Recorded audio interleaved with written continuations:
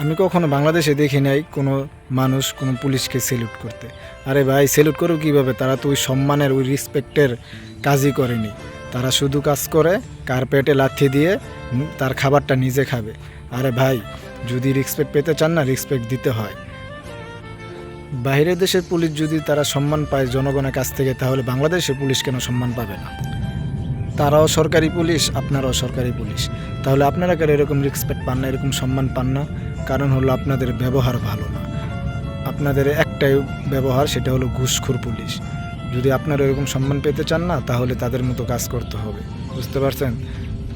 আপনাদের অ্যাটিটিউড হলো বেনামিক অ্যাটিটিউড, আর তাদের অ্যাটিটিউড হলো জনগণের স্বার্থে তারা কাজ করে।